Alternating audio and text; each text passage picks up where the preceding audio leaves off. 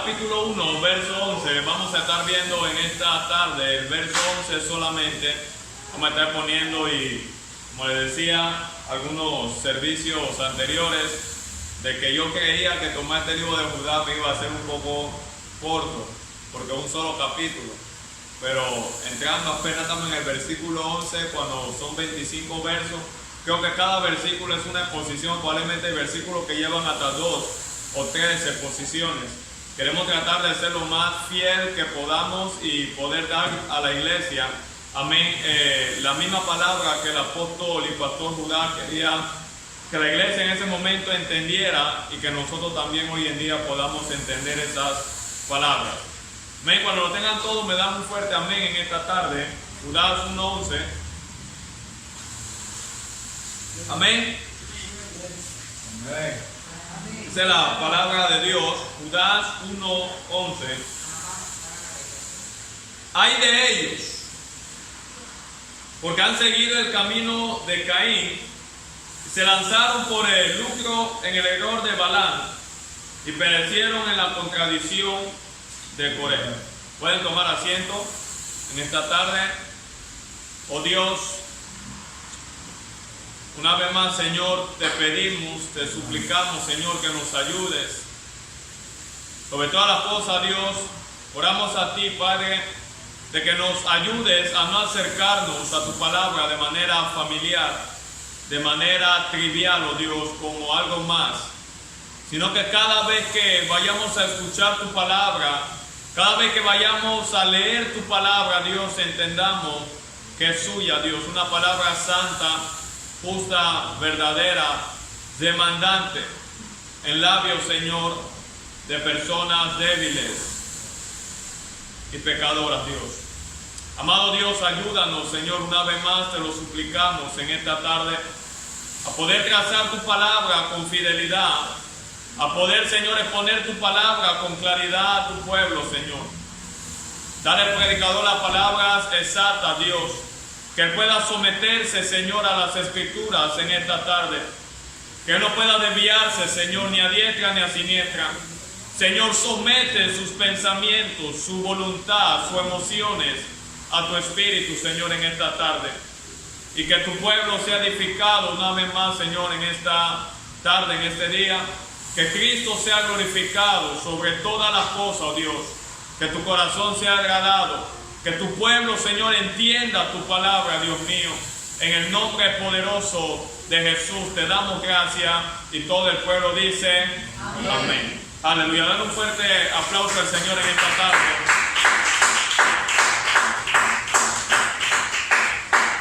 Y a su nombre.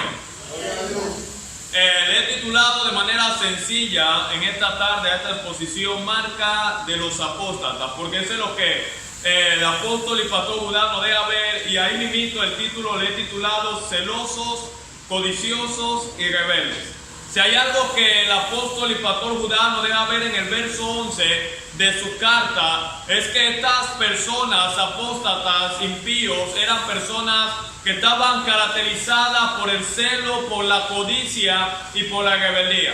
Y eso es lo que vamos a estar viendo en esta tarde a la luz del verso 11 del libro de Judá. Creo que hoy en esta tarde Dios nos va a edificar, Dios nos va a hablar, Dios nos va a corregir también. Habrán cosas que quizás Dios en esta tarde a la luz de su palabra nos va a mostrar de una manera mucho más clara de lo que anteriormente la habíamos visto. Yo debo de recordar, antes de iniciar esta exposición en esta tarde, de que esta carta Judá la escribe a la iglesia del Señor, a los amados, a los guardados por el poder de Dios, a los fieles. Pero la carta está dirigida a los amados de Dios, pero para que ellos aprendan a contender, a luchar por la fe, por las enseñanzas, por la doctrina que Cristo nos ha venido dando a lo largo de toda la palabra del Señor. Son dignas de luchar, son dignas de defender, son dignas de nosotros pelear por esas enseñanzas, doctrinas que están ahí en la palabra del Señor. Y cuando vamos al verso 11 nos damos de cuenta ahora que el pastor Judá sigue exponiendo, sigue dando rasgos claros de estos apóstatas, y nos deja ver, como dije hace algunos minutos, de que son caracterizados por el celo, la codicia y la rebeldía. Y hoy en día no estamos exentos de eso, iglesia. ¿Alguien está aquí en esta tarde?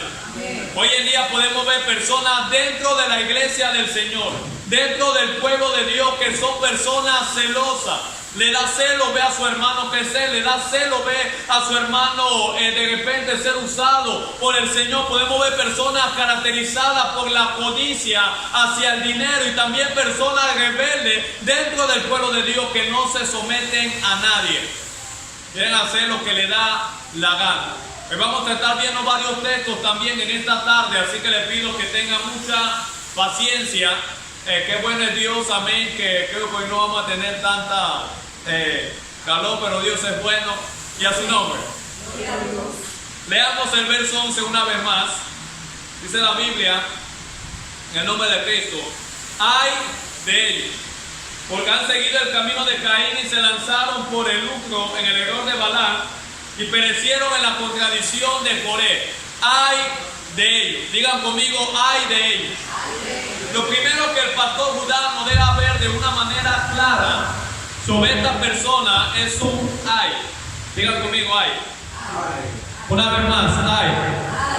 Esta palabra ay en el hebreo era una palabra muy conocida por los judíos, por el pueblo de Israel. Y la palabra ay tenía que ver con una maldición en ocasiones que Dios pronunciaba sobre personas que estaban caminando en desobediencia, que estaban caminando en rebeldía. Pero también esta palabra ay era una expresión de automaldición también, que algunos de los profetas y hombres de Dios se adjudicaron en ocasiones al ser merecedores de ciertos beneficios de la gloria de Dios. ¿Están aquí?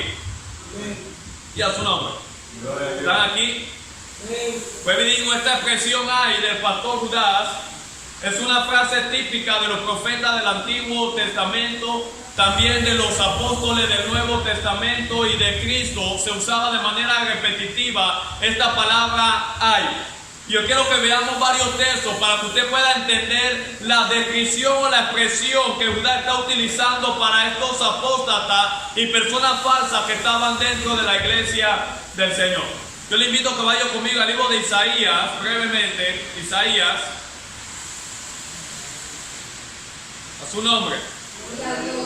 Isaías capítulo 3, versículo 11. Isaías capítulo 3, versículo 11. Amado, voy a ir un poco breve, porque son varios textos que vamos a ver en esta tarde, así que le pido encarecidamente de que tenga la agilidad de buscar los textos ahí, mantenga su Biblia abierta, no la cierre. Recuerde que es un pecado llegar a la iglesia sin Biblia, y peor tenerla y cerrada. Alguien está aquí. Isaías capítulo 3, versículo 11, dice la Biblia: ay del impío, mal le irá, porque según las obras de sus manos le será pagada. Isaías usa esta palabra, una vez más la podemos ver: ay del impío. Hay de aquellos que no sirven al Señor, hay de aquellos que no siguen los mandamientos de Cristo, según las obras malas de ellos, así les será pagado. También podemos ver capítulo 5 de Isaías, versículo 20 al 21. Isaías vuelve y utiliza esta misma palabra, que era una pronunciación y un énfasis de maldición, de sentencia, de castigo. Y él dice en el verso 20 del capítulo 5, Isaías: ay de los que a lo malo dicen bueno. ¿Está escuchando? Ay a los que a lo malo dicen bueno, y a lo bueno malo, que hacen de la luz tinieblas y de la tiniebla luz, que ponen lo amargo por dulce y lo dulce por amargo. Ay de los sabios en sus propios ojos y de los que son prudentes delante de sí mismos. Ay de ellos. Yo le estoy mencionando estos textos para que usted entienda la palabra y el énfasis del pastor Judá cuando habla sobre estos apóstatas. Dice ay de ellos.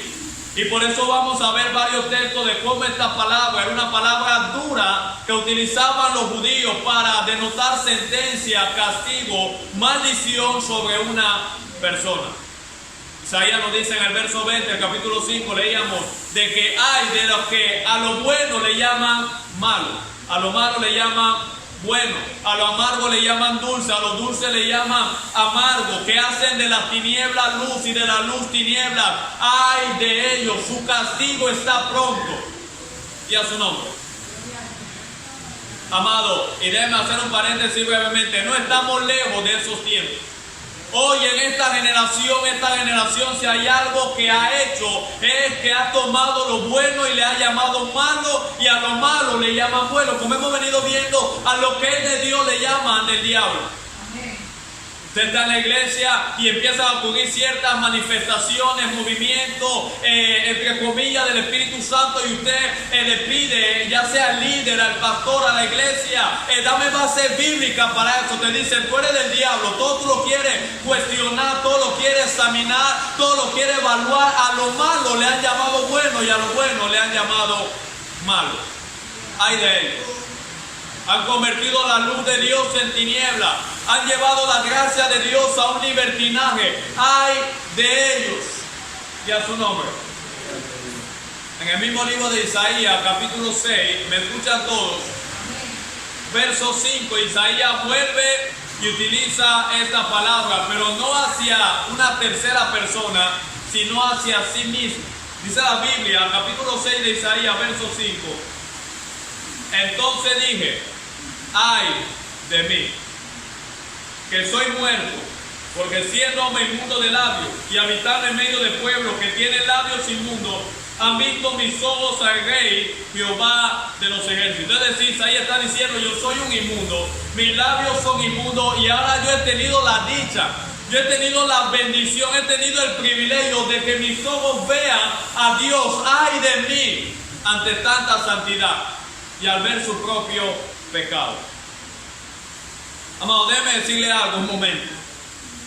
Hoy en día, cuando usted escucha a estas personas, a estos falsos dentro de la iglesia, hablar de que ellos tienen experiencia con Dios, de que Dios les ministra, de que Dios le habla, usted ve la ligereza con la que ellos hablan, y usted ve que en su forma de vida no hay un cambio. Amado, póngale la etiqueta, es tan falso su experiencia como ellos. Amado, cada hombre de Dios que tuvo una experiencia con el Señor, lo primero que ellos pudieron ver es su propia condición, su bajeza, su debilidad, su imposibilidad, su limitación. Isaías se encuentra con el Rey y él se da de cuenta, antes de eso no, de que ahora sus labios estaban inmundos. Su vida estaba sucia al ver tanta santidad de Dios. ¿Alguien está aquí? Se recuerda, déjame hacer un paréntesis brevemente, Moisés, cuando vio la gloria de Dios, que Dios le mostró su espalda y le dijo, no podrás ver mi rostro, pero te pondré en esta hendidura y verás mi espalda. Y dice que cuando Dios pasa, el bien de Dios sobre Moisés, Moisés dice, Jehová, Jehová, misericordioso, lento para ira. En Moisés no empieza a engrandecer un atributo aparte que no sea la misericordia de Dios. ¿Cuán grande es tu misericordia, Dios? Que me has dejado ver parte de tu gloria. Hoy en día ellos supuestamente se encuentran con Dios y usted lo ve con arrogancia. Cuando tú te encuentras con Dios, Dios te humilla. Amén. Dios cambia tu corazón arrogante y te da un corazón humilde, un corazón sencillo, un corazón dispuesto, amado. ¿Alguien está aquí en esta tarde? Amén. Ezequiel capítulo 13. Ay de ellos, dijo Judas. Ezequiel capítulo 13, verso 3. Dice la Biblia, así ha dicho Jehová el Señor, ay de los profetas insensatos, que andan en pos de su propio espíritu y nada han visto. Nada más lo leeré. Así ha dicho Jehová el Señor, está hablando el profeta Ezequiel, ay de los profetas insensatos, que andan en pos de su propio espíritu y nada han visto. Son insensatos estos profetas, andan de acuerdo a su propio espíritu, no al del Señor, y dicen que ven cosas que en realidad no han visto nada. Ay de ellos. Y a su nombre. Mateo capítulo 11, vamos al Nuevo Testamento ahora. Mateo capítulo 11, versículo 21, dice la Biblia, hablando Jesús ahora, ay de ti Corazín, ay de ti Betsaida, Porque si en Tiro y en Sidón se hubieran hecho los milagros que han sido hechos en vosotras, tiempo ha que se hubieran arrepentido en silicio y en ceniza. Es decir, Corazín, Betsaida, lo que ustedes han visto, los milagros que se han hecho en medio de ustedes, no le ha bastado para creer en Dios, para volverse a Dios. Si esta ciudad, Tiro y Sidón, hubieran visto lo que ustedes están viendo, quizás lo hubiera alcanzado para volverse al Señor. Pero hay de ti, Sidón, hay de ti, Corazín, hay de ti, Betsaida, por los milagros que se han hecho en medio de ti, y todavía sigues de la misma manera. No tendrás excusas. ¿Alguien está aquí? O sea, había una sentencia de Cristo sobre esta ciudad, su incredulidad que había en ellos. Podemos ver en Mateo capítulo 23, una vez más a Cristo utilizando este mismo oráculo, porque era un oráculo judío de maldición, vuelvo y digo, de sentencia, de castigo.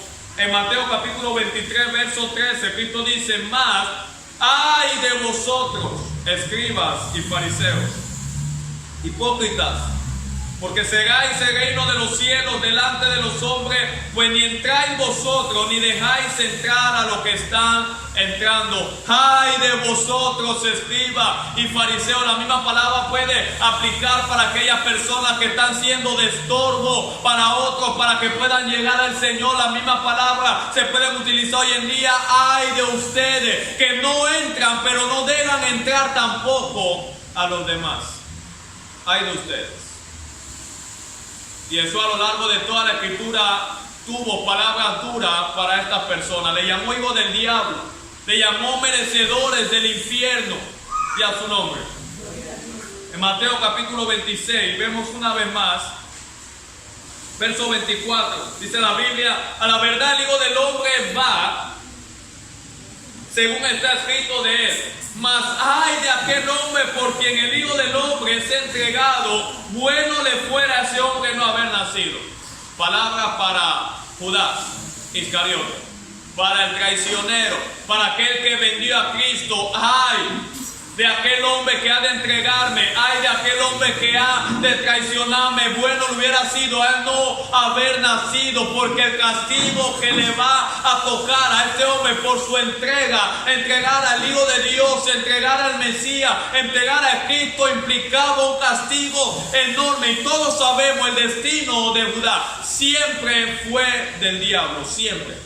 Pero, escuche esto, estuvo en medio de los 11 apóstoles y discípulos verdaderos. ¿Alguien está aquí? En 1 Corintios capítulo 9 podemos ver a Pablo también utilizando este oráculo de automaldición. 1 Corintios capítulo 9 verso 16 dice Pablo: pues si anuncio el evangelio, no tengo por qué gloriarme. A veces nosotros nos sentimos como que nos erguimos, nos sentimos erguidos, nos sentimos como un pavo real, nos sentimos a veces grandes porque estamos predicando, porque estamos proclamando el evangelio del Señor. Amado, déjame decirte algo: eso es lo que tú tienes que hacer. Eso no te hace mejor que nadie, pero el no hacerlo te hace peor que muchos. Lo voy a repetir: predicar el evangelio del Señor no te hace mejor que nadie, pero no hacerlo te hace peor que muchos. Está predicando, gloria a Dios. No tengo de qué gloriarme, dice el apóstol Pablo, verso 16, porque me es impuesta necesidad. O sea, que yo predique el evangelio es una necesidad, dice Pablo, que me fue impuesta a mí. Por eso yo estoy predicando aquí. Porque Dios me puso esa necesidad, me dio esa carga, me dio ese trabajo de predicar su palabra. De lo demás yo estuviera haciendo cualquier otra cosa, menos predicando el evangelio. Pero impuesta me es como necesidad predicar su palabra. Y déjame hacerte una pregunta brevemente: ¿es una necesidad para ti predicar el evangelio? ¿Es una necesidad para ti proclamar las verdades de la palabra del Señor? ¿Es una necesidad para ti llevar el mensaje de salvación a aquellos que están perdidos? Porque la Biblia dice: cuán hermosos son los pies de aquellos que anuncian las buenas nuevas. Y termina diciendo Pablo: y ay de mí si no anunciar el evangelio. ¿Usted escuchó eso? Ahora, eso no es solamente una palabra que Pablo está tomando para sí mismo. Ay de mí si yo no lo hago. pueden ser palabras que podemos tomar nosotros hoy en día. A todos se nos fue impuesta la necesidad de predicar, no solamente a pastores. Esto no es solamente para los evangelistas, esto no es solamente para los maestros, no es solamente para los diáconos, para los líderes, ese es para todo el pueblo del Señor. El hermano más nuevo que llega a la iglesia, un discípulo, alguien que está siendo preparado, está llamado a predicar el evangelio y predicar el evangelio a toda criatura. Pero ay de nosotros si no lo hacemos. Por eso que a veces nosotros, ¿cómo le puedo decir? Tomamos de una manera ligera la predicación de la palabra. Porque no entendemos la necesidad que nos ha sido impuesta encima de nosotros. La carga que es predicar la palabra de Dios y predicarla bien. No adulterarla, no maquillarla, no tratar de añadirle ni quitarle nada, predicarla tal y cual como Dios la ha dejado ahí. Esta palabra no necesita que nosotros le demos correcciones, sencillamente necesitamos repetirla. Dios Charlie Spurgeon en una ocasión como un niño repite la palabra de sus padres. Repite lo que está aquí, háblalo, predícalo, proclámalo y a su nombre. Apocalipsis 2:12. Apocalipsis capítulo 12, verso 12, dice la Biblia: por lo cual alegraos cielos y los que moráis en ellos. Ay de los moradores de la tierra y del mar, porque el diablo ha descendido a vosotros con gran ira, sabiendo que tiene poco tiempo. Amado, Él sabe que su tiempo es corto. Él sabe que su tiempo aquí en esta tierra, su actividad, su plan es pequeño, es poco, ya se le está acabando el tiempo. Y Él ha descendido con gran furor sobre la tierra. Ay de los moradores. ¿Cómo lo ha hecho? Engañando, falsificando las obras del Señor. Hay un libro que el día de ayer me animé, que solamente estoy esperando la PC, la computadora para empezar. Tengo ya 2 que voy a escribir únicamente hablando sobre el don de lengua. Me voy a nada más dedicar ahí y a explicar eso. El don de lengua y la persona del Espíritu Santo, cómo ha sido falsificada, cómo ha sido manipulada hoy en día, cómo lo que nosotros le llamamos mover de Dios realmente no es el mover de Dios que nosotros estamos siendo partícipes, es otra cosa. ¿Alguien está aquí?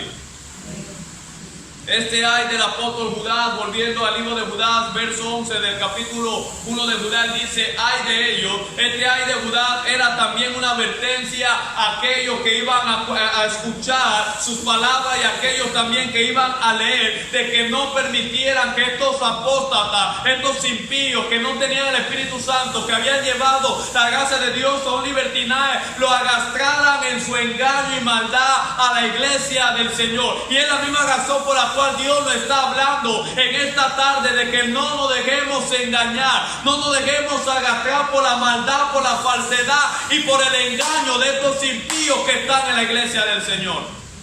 Manténgase firme, estén alerta, velad y orad para que no entréis en tentación, amado, porque muchos apostatarán de la fe, escuchando espíritus engañadores. Están aquí. Volvamos a Judas. Entonces ya pudimos ver el significado de este oráculo que los judíos tomaban siempre de ay, ¿verdad? A la luz de la palabra del Señor, vuelvo y digo, era un oráculo de sentencia, era un oráculo de denuncia, de automaldición que utilizaban los profetas, los pastores. Cristo lo hizo, los apóstoles también, para denotar un castigo sobre una persona. Lo primero que Judas nos debe ver con esta expresión ay de ellos es: esta persona tendrá un castigo. Estas personas tendrán una sentencia de parte de Dios. Estas personas perecerán en su falsedad. Estas personas morirán en su engaño. ¡Ay de ellos! Y a su nombre. Luego nos dicen: porque han seguido el camino de Caín, número 1, y se lanzaron por el lucro en el error de Balaam, número 2, y perecieron en la contradicción de Coré, número 3. ¿Se recuerda lo que le hablaba del pastor y apóstol Judas? Que él era un amador de los ejemplos de forma triple. Siempre habla, desde que empieza su carta, de 3 cosas. Amén, contender por la fe, hacerlo ardientemente, nos fue dada una sola vez, nos pone ejemplo de manera triple utilizando a Sodoma y Gomorra, al pueblo de Israel que pereció en su incredulidad y luego nos lleva a los ángeles que no guardaron su posición de dignidad. Vamos al verso 8 y nos habla de los soñadores que mancillan la carne, nos habla de que rechazan la autoridad y blasfeman de las potestades superiores, siempre utilizando este ejemplo triple el pastor Judá. Ahora nos habla del camino de Caín, el lucro en el error de Balaam y la contradicción de Coré. Y de esa misma forma yo quiero llevar esta exposición en esta tarde, y yo les pido de verdad que sí, que se ponga el cinturón, porque vamos a hablar muy fuerte ya. En primer lugar estaré definiendo el camino de Caín. Luego estaré hablando sobre el lucro en el error de Balaam, y en tercer lugar culminaré hablando sobre la contradicción o rebelión de Coré. ¿Y qué tiene que ver esas cosas con nosotros hoy en día? Empecemos. El camino de Caín número 1. Cuando en las escrituras se habla de camino, no está hablando de una carretera. Cuando habla de camino, refiriéndose a una persona, entiéndalo, no está hablando de una carretera, está hablando, mire, ellos siguieron el camino de Caín. Caín iba caminando por una carretera, él iba por una vía y ellos también caminaron ahí. No, la palabra camino siempre en la Biblia, cuando se refiere a una persona, está denotando, quiere decir la conducta o el estilo de vida de esa persona. Es decir, el mismo estilo de vida que había en Caín, la misma conducta que él tenía, la llevan estos falsos que están en medio del pueblo del Señor. Póngale loco. Son iguales, igualitos a Caín. Ahora, yo estaré hablando en esta tarde sobre Caín. Yo estaré hablando sobre 5 marcas o señales que la Biblia nos habla de Caín, que él tenía y que estos falsos apóstatas también lucían, para que nosotros podamos ir identificando cuáles son estas cosas. Pero en primer lugar, ¿cuál era la conducta o el estilo de vida de Caín en referencia a estos apóstatas? Déjeme darle algún trasfondo brevemente. Caín era un hombre común como usted y como yo, normal, pero Caín era un hombre religioso. Caín era un hombre que era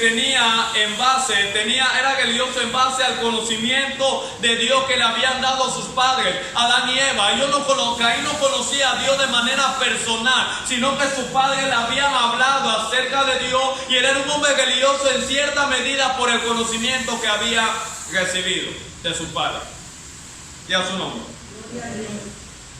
Ahora, aunque sus padres le habían hablado de Dios, le habían dado ciertos conocimientos de Dios, Caín, a pesar de eso, con el conocimiento que había recibido, él creía en Dios, pero creía en Dios a su manera.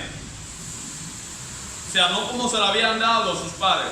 Él tomó todo ese conocimiento de Dios, todo lo que él había recibido de Dios, toda esa información, y la llevó y la hizo de acuerdo a su propia forma, a su propia manera. ¿Están aquí? Este pensar es la forma más astuta y sutil que Satanás utiliza hoy en día. Hacernos creer que podemos servir a Dios de cualquier manera.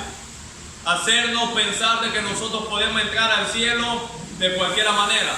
Hacernos creer de que nosotros podemos llamarnos cristianos viviendo nuestra vida de nuestra propia manera. Amado, no es a nuestra manera. Aquí no es Frank Sinatra mi manera, aquí es a la manera de Dios. Y este fue el problema, en primer lugar, que tenía Caín. Él tomó el conocimiento que le habían pasado sus padres y empezó a creer en Dios, pero a su manera. Empezó a hacer modificaciones de Dios y a su nombre.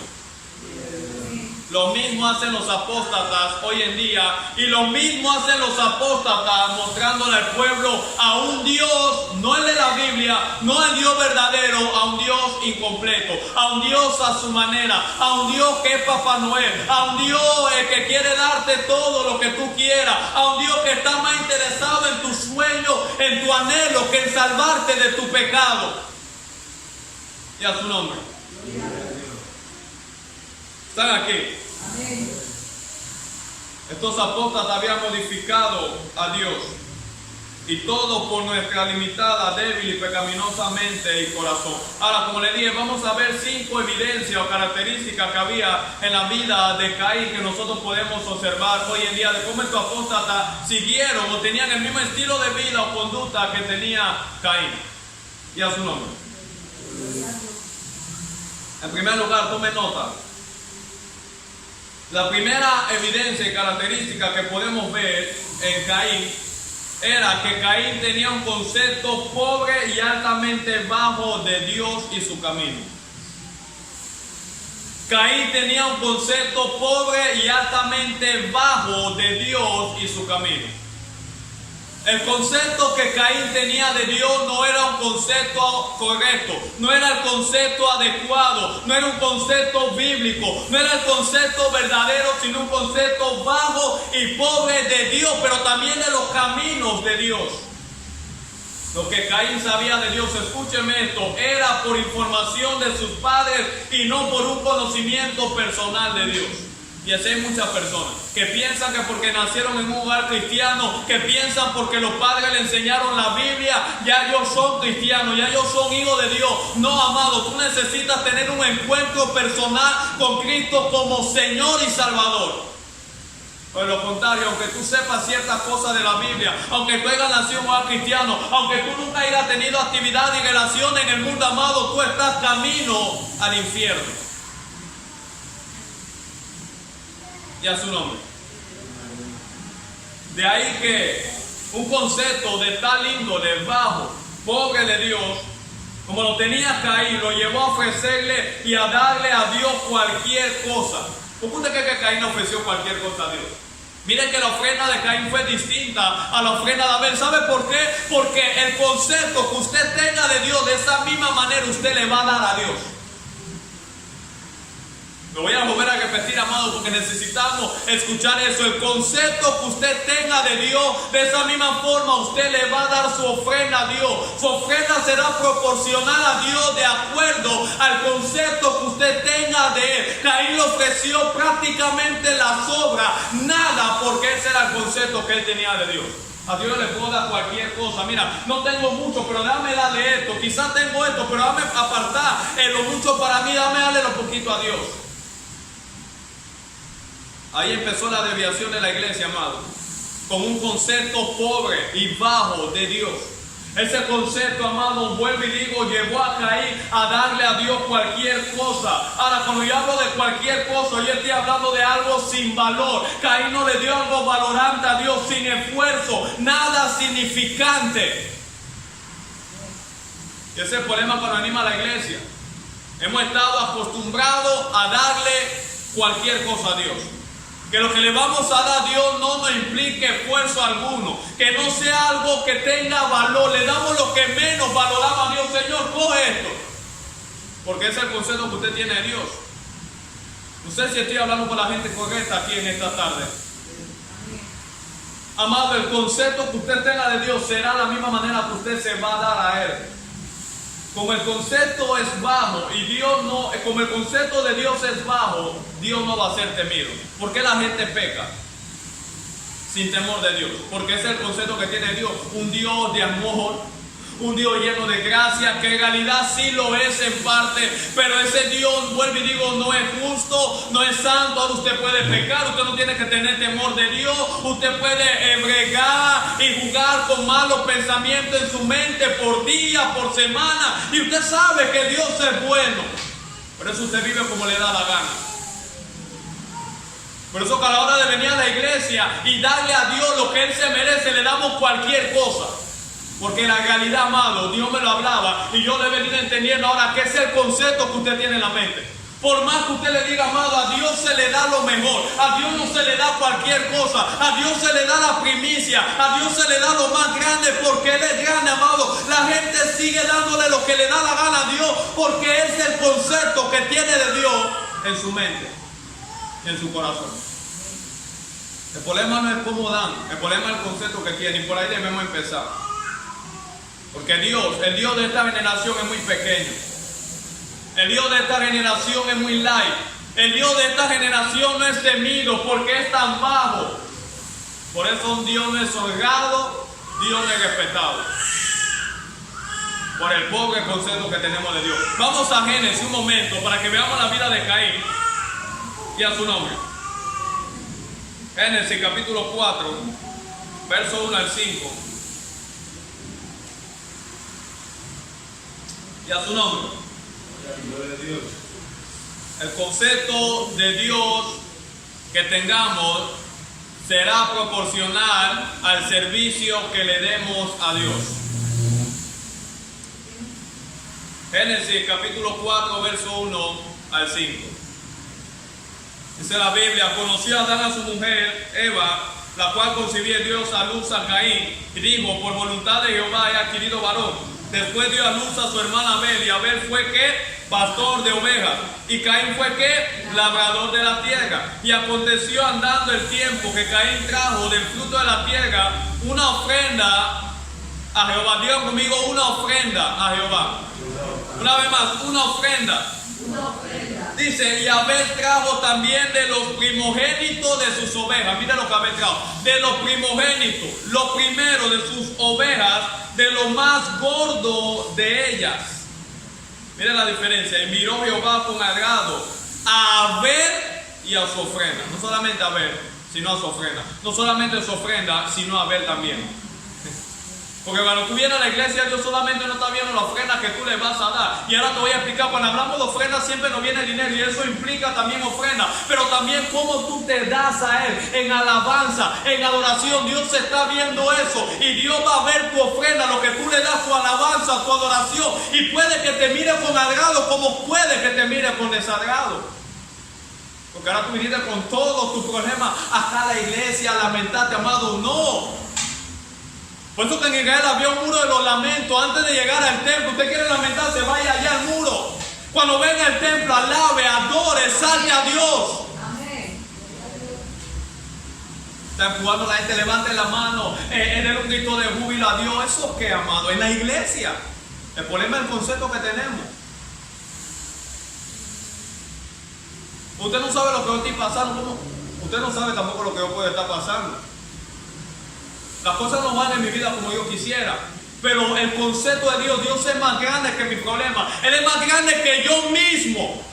Por eso que ni yo me puedo entrometer, mi alabanza puede ser entrometida, ni yo entre Dios. ¿Alguien está aquí? Pastor, la finanza no va bien, ¿y qué? Ese es el concepto que tú tienes de Dios. Dios es más grande que la crisis que tú estés pasando. Dios es más grande que la escasez que tú estés enfrentando. Dios puede cambiar esa situación, como puede que no la cambie, pero si llegaste a la iglesia, disfruta de Dios y a su nombre. Verso 5. Pero no miró con agrado a Caín y a la ofrenda suya. Y mira lo que pasó. Y se ensañó Caín en gran manera y decayó su semblante. ¿Qué pasó con Caín? Decayó su semblante. El concepto, una vez más lo voy a decir, que usted tenga de Dios, así mismo usted le sirve a Dios. Cuando yo me doy cuenta, cuando una persona tiene un concepto alto de Dios, no hay que empujarla a nada. La gente siempre está dispuesta. ¿Qué vamos a hacer? ¿A dónde vamos? ¿En qué puedo servirte, Dios? Necesitamos ser como Isaías. Isaías, después de que ve la realidad de lo que Dios era, la santidad de Dios, la grandeza de Dios, lo sublime de Dios, Dios no tiene que decir: Isaías, tú puedes ir a predicar la palabra. No, Isaías de manera natural, mientras hablaba el Padre entre ellos allá en la Trinidad, dice que él escuchó hablar: ¿a quién enviaré? Isaías inmediatamente dice: envíame aquí, envíame aquí. Y entonces tiene que decir a la gente: vaya, haga esto. Cuando usted se encuentra con Dios, amado, usted va a hacer las cosas.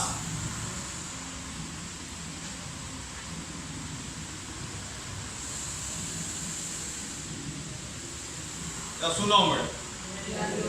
No solamente el problema a veces es el concepto bajo y pobre que tenemos de Dios, sino que en segundo lugar también podemos ver a la luz de la vida de Caín, que Caín también tenía una actitud irreverente y frívola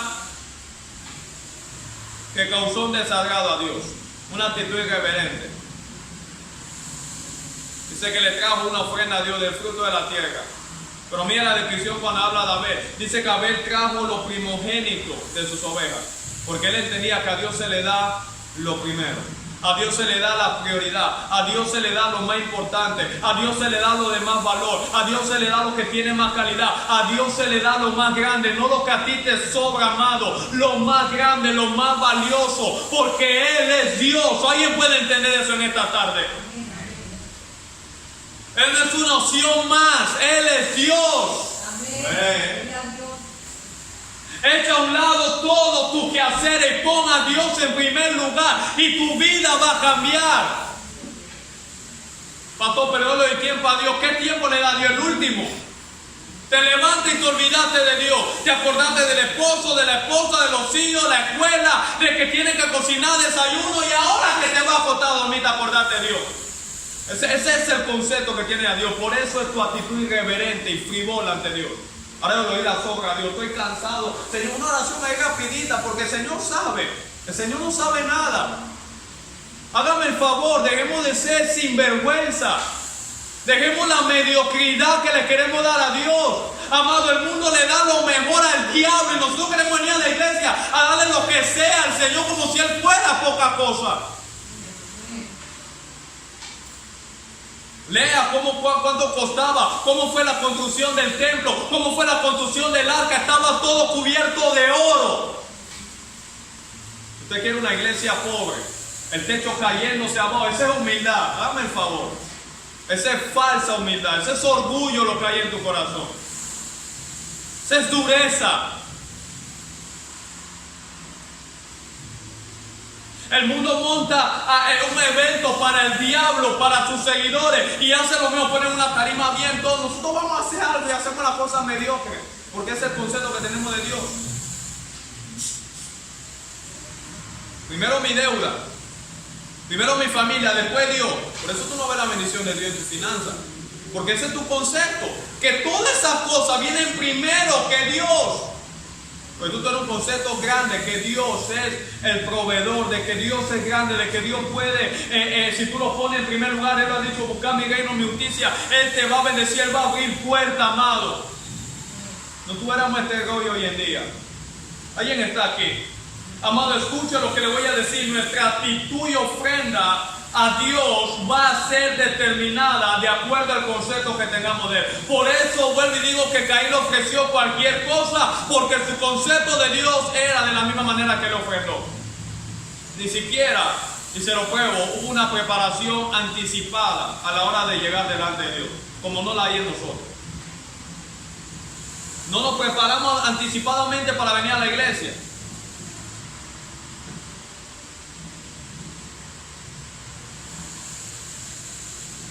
Pero sí nos preparamos anticipadamente para ir al trabajo. Nos preparamos anticipadamente para ir a una cita que tenemos con los hijos. Yo sé que la cita es mañana, déjame sacar mi ropa hoy. Déjame tratar de acostarme temprano porque tengo que levantarme temprano, tengo que madrugar. Y usted hoy el despertador, usted tiene sueño, usted está cansado, se levanta temprano. Y si de repente tiene que hacerle comida a su marido, se levanta más temprano y la hace. Pero cuando se trata de la iglesia, no nos preparamos anticipadamente. La ropa el mismo día. Hora de planchar, media hora antes del culto. Perdóneme si se ofende, pero es la realidad, amado. O sea, es el concepto que usted le dio. Mira cómo usted se prepara para cosas que Dios no tiene lugar. Pero cuando se trata de Dios, siempre hay una excusa. Y siempre Dios tiene que entender. No, pero Dios va a entender. Y a su nombre. Cuando hablo de ofrenda, amado, me estoy refiriendo a dinero, sí. Pero también estamos hablando de alabanza, de adoración, de nuestro corazón, de la disposición que hay. Esa es parte de nuestra ofrenda. Dice Romanos capítulo 12, verso 1. Así pues que ofrezcamos, presentemos nuestro cuerpo a Dios en sacrificio vivo, como una ofrenda agradable a Dios, que es vuestro culto racional. Venir y presentar nuestro cuerpo, nuestras manos, nuestros pies, nuestro corazón a Dios antes de venir a la iglesia. Muchos de nosotros amamos la predicación expositiva, pero una predicación expositiva implica oídos expositivos también. Que tú le des atención a Dios y a su palabra. Por eso que algunos la palabra lo transforma y a otros no. Porque otros todavía están aquí, pero están con la mente allá. ¿Qué no he comido? Tengo hambre, me siento un poco débil. Y Dios te mandó a que no comiera. No, pero el culto es muy temprano. Sencillamente no comiste porque no quisiste, no te organizaste. Y tu debilidad, el culpable o la culpable eres tú, no Dios. No te quejes en la iglesia de eso. Organízate para la próxima vez. Un año y siempre es muy temprano el culto y no puedo comer. Un año tú no te has podido organizar para pararte temprano y hacer tu comida temprano y comer antes de venir. Por favor. Sencillamente no lo has hecho en un año, en 6 meses, porque no te da la gana. Entonces viene a la iglesia con toda tu debilidad, con todo tu problema y me duele aquí. Alguien me está escuchando acá. Yo le dije que iba a hablar fuerte, pero no miró, dice el verso 5, con agrado a Caín y a la ofrenda suya. Vamos a Marcos rapidito, Marcos capítulo 12, verso 41 al 44, brevemente. Marcos capítulo 12, verso 41 al 44. Vamos a avanzar. Marcos 12, 41 al 44, dice la Biblia: estando Jesús sentado delante del arca de la ofrenda. ¿Dónde estaba Jesús sentado? Delante del arca de la ofrenda. Estaba el arca, vamos a ponerlo así, estaba aquí y Jesús estaba sentado delante. O vamos a ponerlo así, el arca estaba aquí donde estoy yo y Jesús estaba delante, acá delante, mirando el arca. Como probablemente lo estoy hoy en día también, mirando el arca. ¿Aló? Bueno, si a usted no le gusta, ese es su problema, aquí está. Mirando el arca ¿de qué? De la ofrenda. Miraba cómo el pueblo echaba dinero en el arca. Y muchos ricos, escuche esto, echaban mucho. Estaba mirando a la gente echando dinero y había ricos que echaban mucho, $1,000, $10,000, $500, $100. Pero eso no le impresionó, siga leyendo. Y las primeras sillas, dice la Biblia, y vino una viuda pobre. ¿Qué vino? ¿Una viuda qué? Pobre. ¿Cómo era la viuda? Pobre. No tenía muchos recursos, amado. A veces el problema es que yo no estoy trabajando, es que yo no tengo recursos. Decía el pastor Marco, una vez hablando con nuestro pastor Teo: tú comes, tú viste y bien, y no hay recursos. El problema no es el estado económico, el problema es la actitud. El problema es el concepto. Yo no sé si alguien me está escuchando acá. Porque tú puedes estar pobre y carecer de recursos y tú empiezas a movilizarte, a hacer algo personal. Yo necesito vender, yo necesito poner algo. Pero cuando se trata de Dios, su obra, su iglesia, no. Mucha ciencia. ¿Por qué yo tengo que hacer eso? Porque yo no tengo muchos recursos. Dios sabe que yo soy pobre. ¿Cómo era la Biblia? Y echó 2 blancas, o sea, un cuadrante, que era la moneda más baja en ese tiempo. Mire lo que echaban los ricos, mucho, y echó lo más bajo. Entonces, llamando a sus discípulos, le dijo: de cierto os digo que esta viuda pobre echó más que todos los que han echado en el arca, porque todos han echado de lo que les sobra. A Dios no le interesa tus $100. Si esto es lo que a ti te sobra, tú le has dado nada a Dios. Pastor, pero fueron 100, eso te sobraba. Ella dio, dice la Biblia, pero esta de su pobreza echó todo lo que tenía, todo su sustento.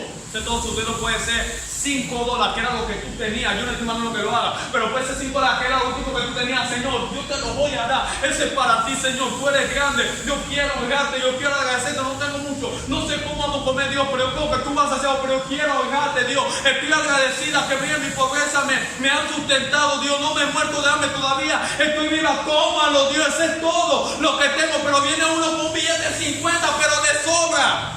De $5,000, $50. ¿Usted cree que a Dios le va a agradar, amado?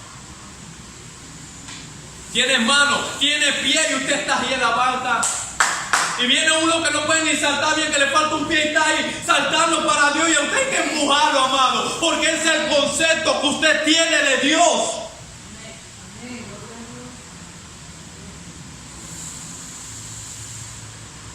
Gente van al templo que no hay ni siquiera está cercado, piedra, y se hincan ahí. Nosotros no queremos ni arrodillarnos cuando venimos de ropa blanca. ¿Y que se me va a ensuciar el pantalón? Hágame el favor. Entonces no se lo ponga.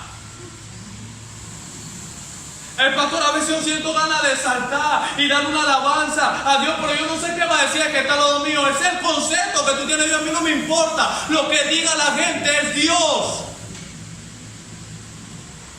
Caín ofreció la porquería. Lo digo de verdad. Su porquería, la sobra de todo lo que él tenía a Dios. Pensando que a Dios se le iba a dar. Y así nosotros somos. No solamente a la hora de darle a Dios en ofrenda, en diezmo, sino en nuestro servicio. Una alabanza pobre, una adoración pobre. Escuchamos la palabra de Dios de una manera pobre. Nuestro tiempo de lectura a Dios es pobre. Nuestro tiempo de oración es pobre. Porque ese es el concepto de Dios en tu vida. Por eso tú no lo respetas. Por eso tú no valoras a Dios. Oye, entiendo cuando David decía, yo no le voy a dar nada a Dios que no me cueste. Y usted y yo estamos acostumbrados a darle a Dios nada.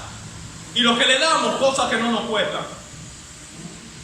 Amado, qué hermosa, no hay una alabanza más hermosa que darle una alabanza a Dios que te cueste. En un momento de dolor, levantar tus manos, como lo ha hecho Julio Melgar. Qué ejemplo para nosotros, cáncer terminal, amado, el estado que él está, le prohibieron cantarlo, de eso se lo niegan. Ahora yo me imagino que usted estuviera quejándose. Que no le quiere dar nada a Dios que le cueste. A todos los hombres de Dios en la Biblia que Dios levantó, le costaron darle a Dios lo que Dios le está pidiendo. Que tú le digas a Abraham, sale de tu tierra, eso cuesta. De tu parentela, eso cuesta. A una tierra que yo te mostraré. ¿Y cuál es la tierra? Bueno, ahora mismo no te puedo decir, pero sígueme, eso cuesta.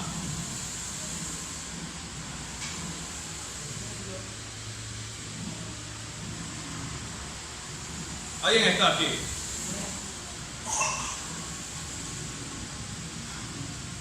De la manera que nosotros le damos a Dios, revela el grado de valor que tenemos de Dios.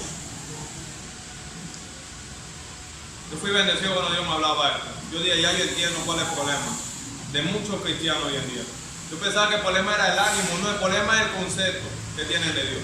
Y el concepto lo lleva al segundo problema, su actitud irreverente y frivola ante Dios. Y este segundo concepto lo lleva a lo tercero ahora, porque como no tienen un concepto alto de Dios, no conocen a Dios realmente, tienen una actitud irreverente a Dios. En tercer lugar, Caín también podemos ver en su vida que estaba caracterizada su conducta por el celo y la envidia por su hermano Abel, lo mismo que pasa hoy en día. El celo y la envidia. El hermano llegó, Dios empieza a utilizarlo, a levantarlo, siempre hay alguien con el celo y la envidia. ¿Y por qué a él? Amado, una vez yo oraba a Dios y yo le decía, créame, le voy a poner un ejemplo personalmente, brevemente. Yo le decía, Señor, mira, la realidad es que yo no entiendo cómo usted me escogió para predicar la palabra. Yo no sé cómo usted me llamó para pastorear. Personalmente yo no me siento merecedor de esto. Se lo digo de verdad. Yo no me siento digno de estar aquí delante de ustedes. Señor, yo soy muy débil, Señor. Yo no sé hablar muy bien. Y lo he dicho y no me da pena. No sé ni siquiera pronunciar la R bien. Tengo problemas a veces en algunas palabras. Señor, yo no soy tan educado en ciertas frases. ¿Por qué no te buscaste a otro? Y hay personas muy talentosas que están estancadas, haciendo nada para Dios. ¿Sabes por qué? Porque el problema que Dios mira no es el don, no es el talento. Dios está buscando disposición. Esa persona quizás tenía el talento que tú no tienes, pero tú tenías la disposición que a ella le faltaba. Y cuando ella me dijo no, porque tenía que hacer esto, tú me dijiste sí. A mí no me importa. Si yo tengo una voz para alabar, si a mí me toca hacerlo, hermano, yo lo voy a hacer con toda mi fuerza, con todo mi corazón, porque es para Dios. No me importa donde tengan que yo sé lo que ir hasta el interior, amado, a predicar la palabra y que tú tengas que pagar tu propio pasaje y a ti no te den un solo centavo de ofrenda. Y lo hacemos por amor. Yo sé lo que es pararme a poner la palabra de Dios con enfermedad, con mi cuerpo débil, amado, pasando circunstancias difíciles y sonreír. Porque una cosa siempre le di a Dios el primer día que me llamó, Señor, donde tú me envíes yo iré. Siempre estaré dispuesto para ti.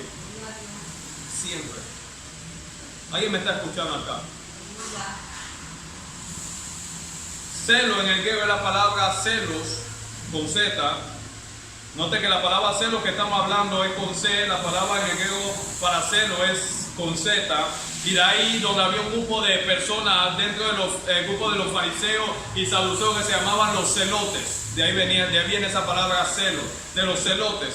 Viene de una raíz que significa estar caliente, entrar en una ebullición, en ira desenfrenada que conduce a una muerte. Cuando vemos el verso 8 del libro de Génesis, nos damos de cuenta que el celo y la envidia que había en el corazón de Caín lo llevó a matar a su propio hermano. Dice la Biblia: y dijo Caín a su hermano Abel: salgamos al campo. Y aconteció que, estando ellos en el campo, Caín se levantó contra su hermano Abel y lo mató. Y lo mismo pasó hoy en día.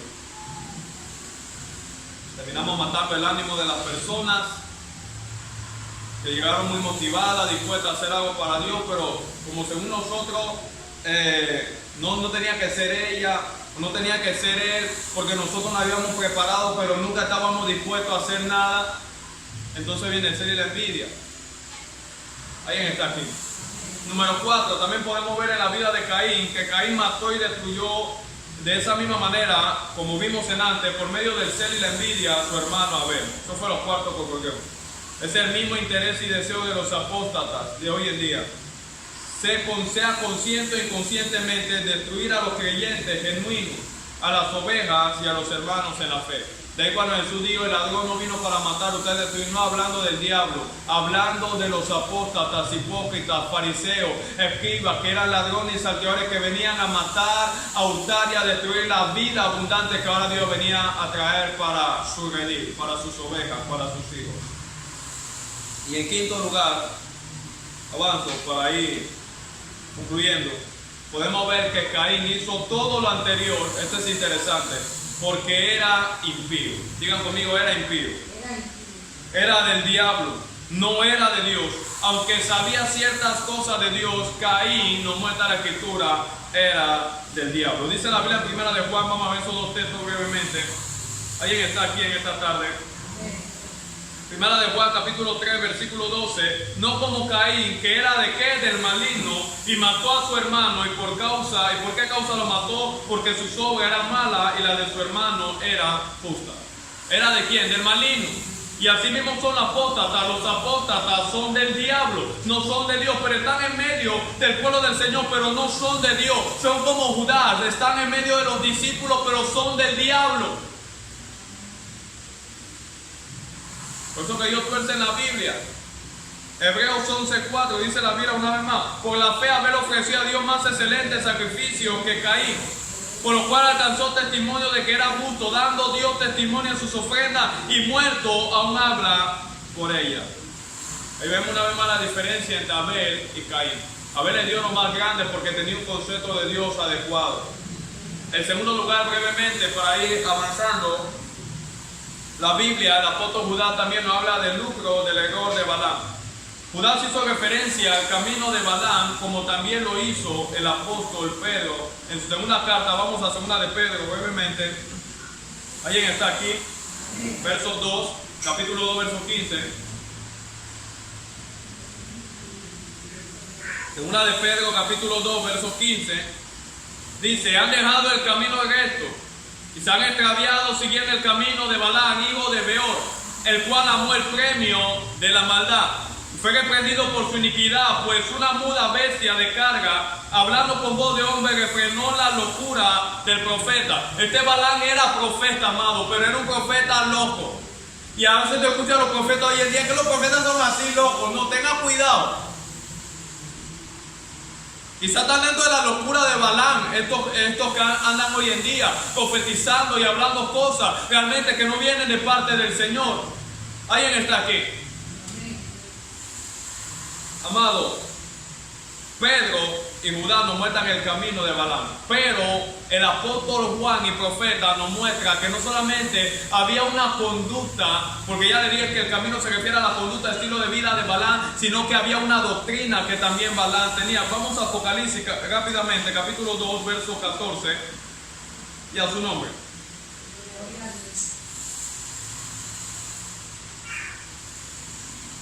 Apocalipsis 2:14, pero tengo unas pocas cosas contra ti.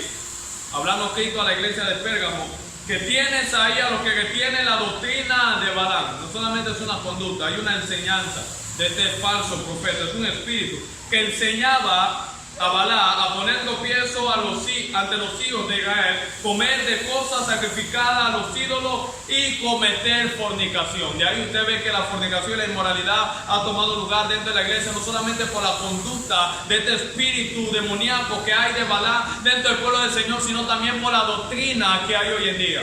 Una doctrina tergiversada. Están aquí. La doctrina de Balaam. La escritura nos muestra que este pseudo profeta, falso profeta, era codicioso. De ahí la palabra lucro, que viene de la palabra lucrar, que hoy en día es una palabra muy conocida dentro del círculo cristiano. Él quiso aprovecharse y hacer dinero del don que aparentemente había recibido de parte de Dios. Ahora yo voy a hacer un alto brevemente. ¿Cuántos han leído la historia de Balaam? Levante la mano. Ahora, usted la ha leído completa. Porque cuando habla de que Balá quería ofrecerle dinero a Balaam para que maldijera a Israel, y Balaam aparentemente en esa historia como que no hace eso, como que se rehúsa a recibir esos presentes. Pero cuando vamos al libro de Números, ahora lo vamos a ver, Balaam queda recibiendo los presentes de Balaam y queda prostituyendo al pueblo de Israel. Y muchos no hemos leído eso, por eso que a veces no entendemos cómo que está esta doctrina, cómo que Balaam hizo eso. Si aparentemente en la historia que leemos antes de llegar al número, que lo vamos a ver ahora, aparentemente en el número 23, como que él no hace tal cosa, porque no tenemos la historia completa. Y ese es el problema. Si usted se dedica a estudiar la Biblia, parte de ella, y no estudiarla en su totalidad, usted no va a entender nada. ¿Alguien está aquí? Ya su nombre. Ahora déjeme decirle que el lucro y la codicia no solamente se da en el dinero, puede ser en una búsqueda carnal de una popularidad. Puede ser en una búsqueda carnal de prominencia, de fama, de ambición, de aplauso o una posición elevada en la sociedad. Amado, a mí no me interesa ser popular, se lo voy a decir. A mí no me interesa ser conocido. A mí no me interesa una posición en medio de esta sociedad. Lo único que me rige, que me interesa es ser fiel a Dios y fiel a su palabra. Lo demás basta y sobra. Pero usted se da cuenta que estos falsos de hoy en día están regidos por la popularidad. Aman eso. Ya su nombre. Una lectura superficial sobre la historia de este profeta Balaam nos dará la impresión de que Balaam, como le dije antes, no quería o no quiso aceptar el presente de parte de Balaam, y que a final de cuentas no maldijo al pueblo de Israel. Pero este relato, el número 23, si lo leemos nada más ahí 24 y 25, no habla sobre que Balaam recibió una recompensa por su profecía. Él quedó profetizando en contra del pueblo de Israel a lo largo de la historia. Vamos a Número, brevemente, rápido, voy terminando. Número capítulo 31, se lo voy a mostrar. Quizás algunos no habían leído este texto. Número capítulo 31, versículo 16. Dice la Biblia, número 31, 16. Y he aquí, por consejo de quién? De Balaam, ellas fueron causa de que los hijos de Israel prevaricasen contra Jehová en lo tocante a Baal Peor, por lo cual hubo mortandad en la congregación de Jehová. ¿Por el consejo de quién ocurrió esta catástrofe? De Balaam. Pero en el número 23, 24 y 25, cuando habla de Balaam, no te registra eso. Hasta el capítulo 31 usted va viendo ciertos rasgos de cómo Balaam se empezó a desviar. Y empezó a desviar ahora al pueblo del Señor. Balaam buscó corromper a los israelitas, tentándole con la inmoralidad sexual y la adoración, a los ídolos. A causa del pecado de Balaam, miles murieron en el campo de batalla, incluyendo al propio Balaam. Por eso que Judá empieza diciendo, ay, y a su nombre. En número 31, 18, vamos al verso 18, se hará de cuenta. ¿Y a su nombre? Están aquí. Lo tenemos. Número capítulo 31, versículo 18. Vamos a leer el 17. Matad pues ahora a todos los varones entre los niños. Matad también a toda mujer que haya conocido varón carnalmente. Pero a todas las niñas entre las mujeres que no hayan conocido varón las dejaréis con vida. Verso 19, y vosotros, cualquiera que haya dado muerte a persona y cualquiera que haya tocado muerto, permanecerá fuera del campamento 7 días, y os purificaré al tercer día y al séptimo vuestros cautivos. Verso 20, asimismo purificaréis todo vuestro vestido, toda vuestra prenda, piel y todo vuestro pelo, cabo y todo utensilio de madera. Pero cuando nosotros leíamos el versículo 17, nos damos de cuenta cómo toda la congregación que estaba ahí con Balac, que había seducido al pueblo de Israel a la idolatría, a la inmoralidad, cayeron muertos. Del versículo 17 en adelante se dará de cuenta. 17 y 18, cómo todos murieron. Y a su nombre. Podemos también leer el verso 8. Dice, estamos en el capítulo 31 del número. ¿Están aquí?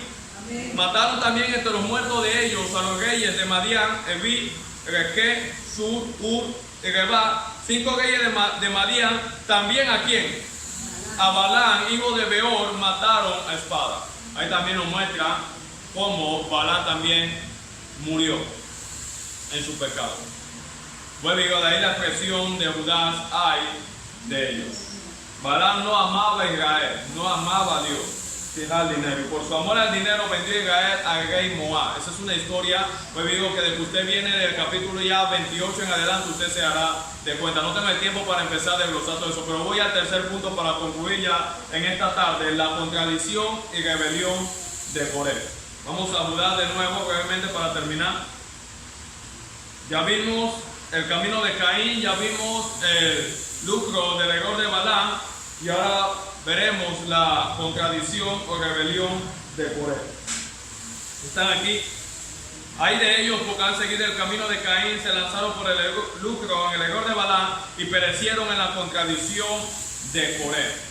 Cuando usted va al libro del Número, capítulo 16, ahí usted se hará de cuenta, no vamos a leerlo porque es un capítulo muy largo y ya el tiempo avanzado, pero usted se hará de cuenta de que Coré se levanta en rebeldía y fomenta una rebelión masiva contra Moisés. Él quería quitar a Moisés de su posición, porque según Coré, Moisés no calificaba para estar ahí, y que él creía que él también podía ser parte o estar al frente del pueblo del Señor.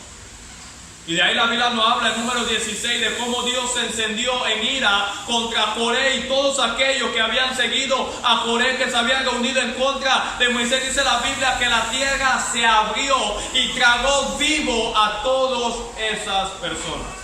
Vivo, amados, se abrió la tierra, como que estemos aquí y se abra y lo tragaron vivo a todos. Y a su nombre. Termino. Coré había llegado a la conclusión de que Moisés no era la única persona del entorno que tenía acceso a Dios, y se rebeló contra la autoridad que Dios había establecido. ¿Qué hizo Coré? Se rebeló contra la autoridad que Dios había establecido. Lo mismo pasa con estos apóstoles, y estaba pasando en el tiempo de Judá. Se habían rebelado contra la autoridad de Dios y la autoridad que Dios había establecido en la iglesia. Ellos se meten dentro de la iglesia y empiezan a fomentar la rebeldía. Empiezan a hablarte más del pastor, empiezan a hablarte más de los líderes. Ese es un espíritu del diablo, amado. No dejes que nadie te venga a hablar mal de tu hermano. Si tú me vas a hablar de una falla que no viene con el propósito de corregir, de enmendar, de ayudar, amado, no me hables nada. Pero ellos se filtran en medio de la iglesia del Señor, al igual que Coré, fomentando el pueblo a la rebelión contra la autoridad establecida por Dios. Por eso, y de ahí que muchas iglesias han cerrado hoy en día, y que muchas han abierto de rebeldía, porque de repente estaban en una iglesia y no se sometían y todo lo demás, y se fueron y jalaron a un montón de personas. Y a su nombre. Ese espíritu de división, amado, ese espíritu de rebeldía, no se quieren someter a nadie. Amado, Dios ha establecido autoridad, y si Dios ha puesto una autoridad en una iglesia local, eso tiene que valorarse, eso tiene que respetarse. Esa es la autoridad de Dios ya. Aunque no te guste, tenemos que aprender a someternos. Hablaba bien un poco de ello. Donde vayamos, vamos a tener que aprender a someternos bajo una autoridad. Y a su nombre. Celosos, codiciosos y rebeldes. Amados, que estas cosas cuidémonos de que no tomen lugar en la iglesia del Señor. Identifiquemos a estos falsos que están en medio del pueblo del Señor fomentando esto, el celo, la codicia en la iglesia y la rebelión. De ahí hoy en día como el evangelio se ha convertido en un lucro donde todo gira alrededor del dinero. Que el dinero tiene su lugar en la iglesia, claro, pero de la forma como nosotros lo hemos estirado ya es otra cosa. De ahí los pactos, amados, pacta por tu sanidad y todas estas invenciones de estos falsos apóstatas hoy en día. Oremos en esta tarde a nuestro Dios.